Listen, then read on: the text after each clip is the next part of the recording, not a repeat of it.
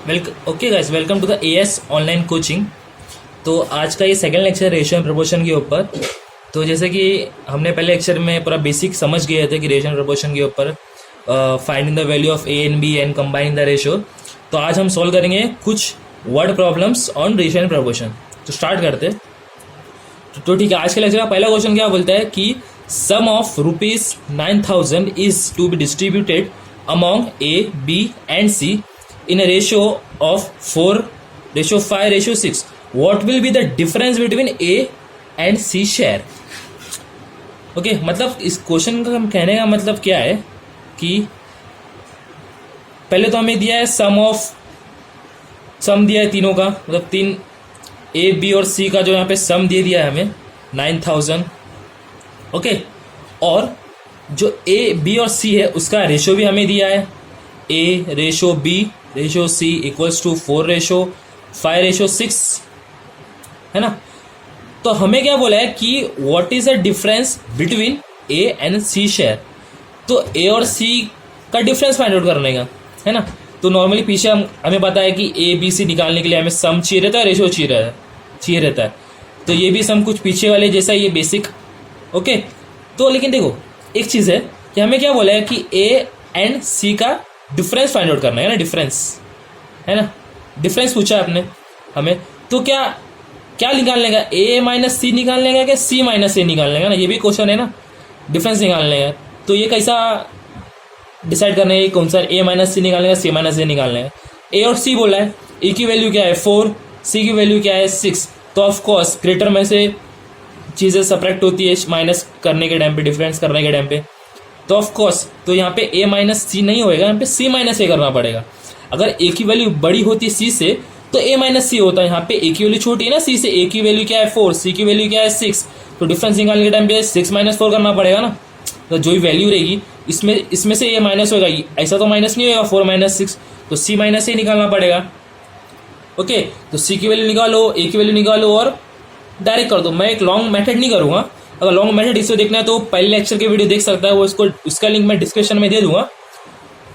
तो हमें direct solve करते हैं, डायरेक्ट सॉल्व करने की आदत डालते हैं। ओके, तो हमें पता है कि सी और ए निकालना है, तो सी और ए डायरेक्ट निकालने हमें क्या करना पड़ता है, रेशियो को ऐड करना पड़ता है। रेशियो का एडिशन यहाँ पे कितना होएगा 15 होएगा। सी निकालना है, सी का रेशियो क्या है 6 है, तो सी का निकालना है तो 6 डिवाइडेड बाय 15, वही sum of ratio into sum of सबका सम दिया है यहाँ पे 9,000। ओके, एंड माइनस ए के लिए भी अगर ए का निकालना है तो यहाँ पे लिख दो 4/15 सम ऑफ रेशो इनटू 900। ओके, अभी यहाँ पे कैसा है, दोनों 900 मल्टीप्लाई हो ही रहा है ना, तो इसको हम कॉमन ले लेते हैं।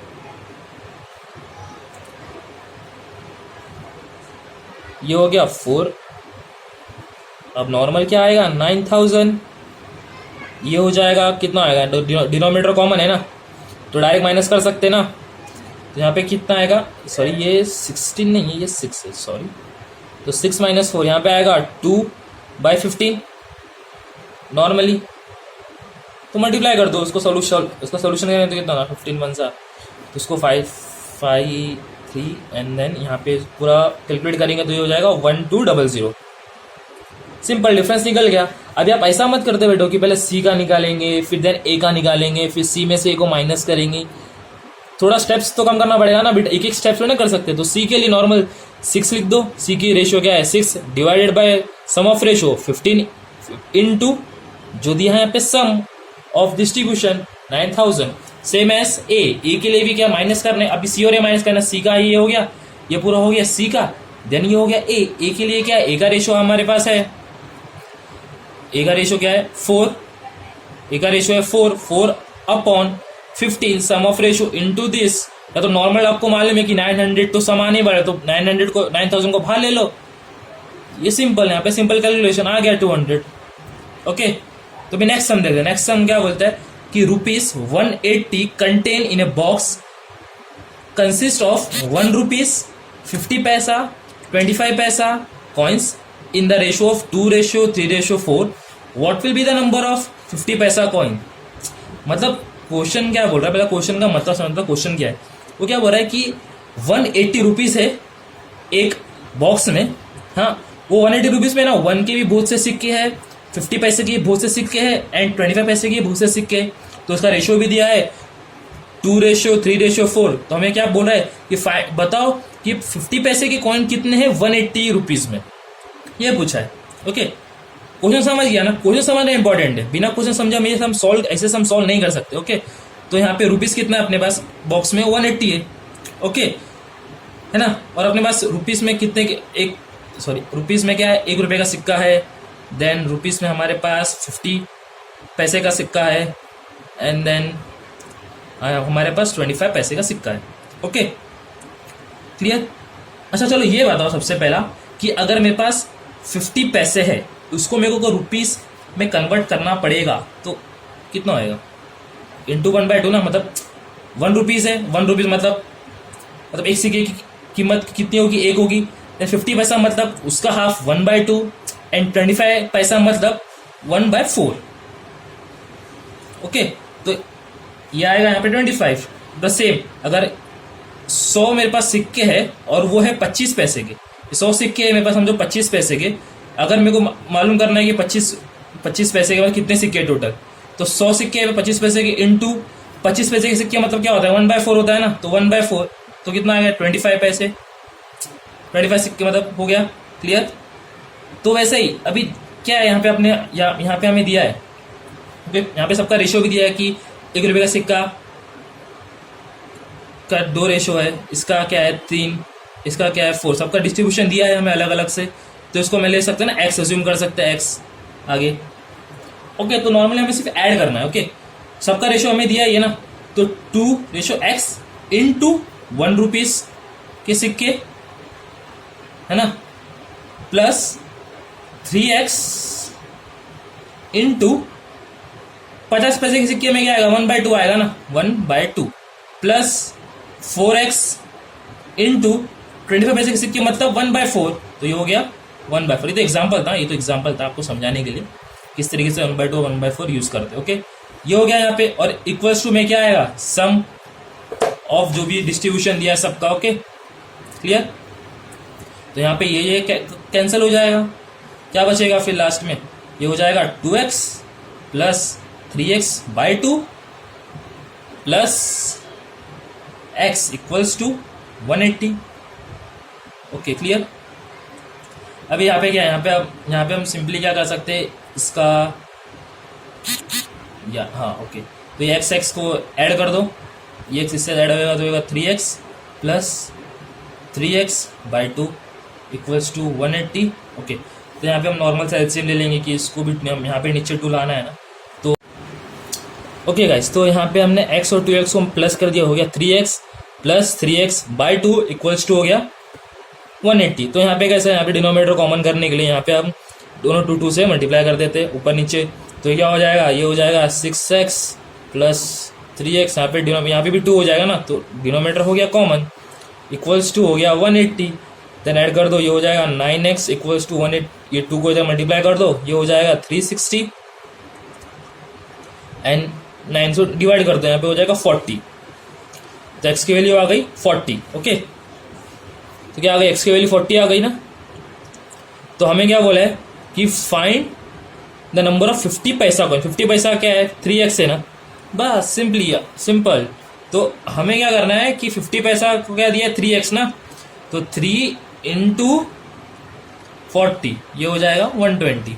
अगर बोलता 25 पैसा कॉइन कितने, तो 25 पैसे में क्या है 4x, तो 4 इंटू 40 करो तो ये हो जाता है 160। Okay simple. तो हमें तो ये पूछा था कि 50 पैसे कॉइन कितने होते। ओके, तो हमारा आंसर है 50 पैसे के लिए 3x equals to 3 into 40 120। Okay, ये है अपना आंसर। ओके, तो अभी एक दो और सम देखते वर्ड प्रॉब्लम्स के। ओके गाइस, नेक्स्ट सम देखते। नेक्स्ट सम क्या है कि the ratio of income of A and B is 3:4 if the ratio of expenditure of both is 2/3 and each save rupees 200, find the income of both A and B. Okay, तो ये question actual में question ना ये उसका है income, expenditure, saving, तो आपको मालूम रहेगा ना, नहीं मालूम रहेगा तो ये बता देता हूँ कि ये क्वेश्चन इनकम, एक्सपेंडिचर और सेविंग्स के ऊपर है। तो इसके कुछ फॉर्मूले है ना कि savings equals to income minus expenditure होता है, then income equals to saving plus expenditure होता है। ओके, देन यहाँ पे एक और बना सकते हैं अपन कि जैसे कि expenditure equals to income minus saving, income minus saving. Okay, तो क्वेश्चन क्या बोल रहा है कि दो बंदे हैं ए और बी की इनकम का रेशियो दिया है 3:4। हाँ, और द रेशियो ऑफ एक्सपेंडिचर, जो ए और बी के एक्सपेंडिचर है ना, ए का 2 है और बी का 3 है, और दोनों ना 200 रुपया सेविंग करते हैं। तो क्या पूछा है, find the income of both A and B. तो हमें क्या पूछा, इनकम पूछा। ओके, इनकम पूछा है ना हमें। तो यहाँ पे ये ए रेशो बी, इनकम का क्या दिया है, दोनों का 3/4। तो ये क्या है, अपना इनकम है 3/4। ओके, और ये ए रेशो बी 2/3, ये क्या है, ये हमारा है एक्सपेंडिचर, ये हमारा क्या है, एक्सपेंडिचर। ओके, तो हमें क्या बोला है, इनकम ढूंढने को ना। तो इनकम के लिए अपन लेंगे यहाँ पे 3x, देन बी को लेंगे हम यहाँ पे 4x। ओके, तो इनकम निकालने का तो टेबल बनाते, क्योंकि देखो ए और बी से टेबल बनाते, और यहाँ पे लिखेंगे ए की इनकम, देन ए का एक्सपेंडिचर, एंड देन ए की सेव। इनकम तो हमें पता है, ए की इनकम क्या है, 3x है, एंड देन बी की इनकम क्या है, 4x है, और दोनों 200 रुपये सेव करते हैं ना, ईच सेव ₹200। तो यहाँ पे आएगा 200, यहाँ पे आएगा 200। अब एक्सपेंडिचर में क्या आएगा, एक्सपेंडिचर में ये आएगा ना, ये आएगा क्या 2 और 3, नहीं, ये नहीं लिखने का, क्योंकि देखो एक्सपेंडिचर का फॉर्मूला अपने पास ना क्या है कि इनकम माइनस सेविंग होता है एक्सपेंडिचर। ओके, ये भी लिख सकते, लिखना ऐसा नहीं करने का, क्योंकि ट्राई करने का एक ही वेरिएबल के साथ रहो। ओके, तो यहाँ पे क्या, यहाँ पे एक्सपेंडिचर चाहिए ना, एक्सपेंडिचर का फॉर्मूला क्या, इनकम माइनस सेविंग। तो इनकम भी हमारे पास, सेविंग भी हमारे पास, तो लिख सकते हैं ना 3x minus 200, then 4x minus 200, है ना, दिया है ना अपने पास एक्सपेंडिचर का फॉर्मूला, इनकम माइनस सेविंग। तो वो यूज करने का, income minus saving 3x minus 200, और यहाँ पे आएगा 4x माइनस 200। ओके, समझ गया। तो अभी नेक्स्ट स्टेप में क्या है कि एकदम नॉर्मल, तो यहाँ पे क्या करना है हमें कि हमारे पास एक्सपेंडिचर तो मिला है ना यहाँ पे कि 3x minus 200 then upon 4x minus 200। तो इसके सामने क्या आएगा, उसका एक्सपेंडिचर आएगा ना 2:3। तो यहाँ पे आएगा 2/3। अब कर दो इसको इससे मल्टीप्लाई, इसको इससे मल्टीप्लाई, तो क्या बनेगा, ये होएगा 9x माइनस, ओके भैया, तो ये हो जाएगा 9x माइनस 600, एंड देन ये हो जाएगा 8x माइनस 400। ओके, तो फिर x की वैल्यू निकालो, x की वैल्यू ये तो नॉर्मल कैलकुलेशन है, सबको आ जाएगा, यहाँ पे हो जाएगा x 200। ओके, x को इधर शिफ्ट कर दो तो 9 माइनस 8 हो जाएगा 1, और ये x को इधर शिफ्ट कर दो, हो जाएगा 200 माइनस। Okay, simple. तो x की वैल्यू हमें क्या मिल गई, 200। तो हमें क्या बोला है, एक्सपेंडिचर, सॉरी इनकम पूछा है, तो इनकम तो यहाँ पे दिया ही है, इनकम पूछा है ना, ए और बी की इनकम। ए की इनकम क्या है, 3x है, 3x मतलब 3 × 200, तो ये हो जाएगा 600। और यहाँ पे क्या पूछा है, बी की इनकम क्या है यहाँ पे 4x मतलब 4 × 200, सॉरी 4 × 200 क्या हो जाएगा, सॉरी 800। ओके, तो ये हमें मिल गई ए की इनकम और बी की इनकम। Okay, simple. थोड़ा सा ये जो पार्ट है ना रिवर्स करके समझ लो, एकदम सिंपल, ऐसा कुछ है नहीं। यहाँ पे थोड़ा सा आपको ये यहाँ पे ध्यान देना पड़ेगा एक्सपेंडिचर पे। अगर आप यहाँ पे टाइप कर दो ना एक्सपेंडिचर 2:3, तो ये गलत हो जाएगा। एक्सपेंडिचर का फॉर्मूला है यहाँ पे, तो ये यूज़ करना है। तो एक बार रिवाइंड करके वीडियो को ये थोड़ा कॉन्सेप्ट समझ लीजिए आराम से, फिर ये तो आगे का एकदम सिंपल ही, इतना वो डिफिकल्ट नहीं है। ओके, तो ठीक है, नेक्स्ट हम देखते हैं लास्ट इस वीडियो का। तो यहाँ पे नेक्स्ट सम क्या है, ₹7800 distributed among A, B and C. The share of A is 3/4 of share of B. मतलब क्या बोला है कि ए का जो शेयर है ना वो 3/4 है बी के, है ना, 3/4 है बी के, and share of B is 2/3 of share of C. मतलब जो बी का शेयर है वो है 2/3 ऑफ सी। ओके, और टोटल अमाउंट अपने पास दिए है यहाँ पे कि 7800। तो पूछा गया है यहाँ पे difference between share of B and C. तो बी एंड सी का यहाँ पे क्या पूछा है हमें कि डिफरेंस बताओ। Okay simple. अब यहाँ पे तो देखो, यहाँ पे पहले तो रेशो निकालना पड़ेगा कि ए का रेशो क्या है, बी का रेशो क्या है, सी का रेशो क्या है। रेशो तो दिया नहीं है बट टोटल दिया है, तो रेशो कैसा निकालना है। देखो रेशो निकालने का सिंपल। अब यहाँ पे क्या है, बी को नीचे ले लो तो ए बाय बी क्या हो गया 3/4 सेम एज बी सी। सी को नीचे ले लो सी तो क्या हो जाएगा 2/3।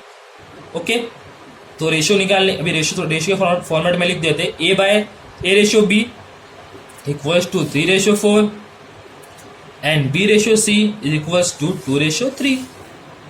ओके, तो ध्यान से देखेंगे कुछ फर्स्ट लेक्चर में जो बताया था मैं आपको कंबाइन रेशो, उसी तरीके का फॉर्मेट बन गया है। बी दो कॉमन है बट बी की वैल्यू यहाँ पे 4 है, देन बी की वैल्यू यहाँ पे 2 है, इसलिए कुछ भूलना नहीं। फर्स्ट लेक्चर से लेकर लास्ट लेक्चर तक हर चीज याद रखनी की है, किधर ना किधर कौन सी पॉइंट पे चीजें स्ट्राइक होगी।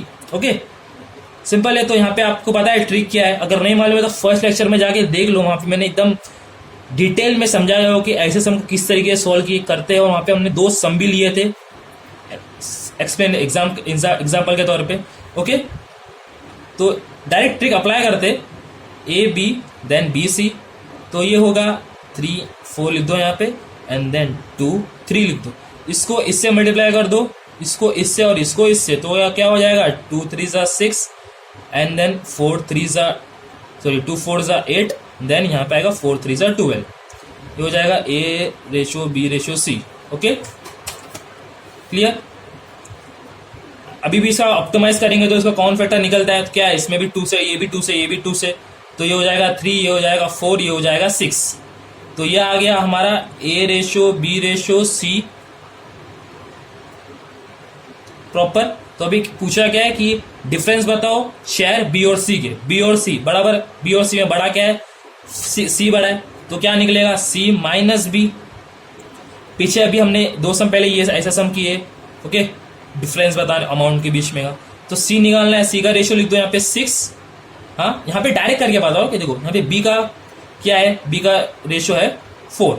Okay, divide by total ratio क्या होगा 30। अगर इंडिविजुअल करेंगे तो भी 6/13 आएगा, 4/13 आएगा ना, तो डायरेक्ट कर दो 6 - 4 डिवाइड बाय 13 इनटू आपको सम दिया है यहाँ पे, वो सम आपको यहाँ पे लिख देना 7800।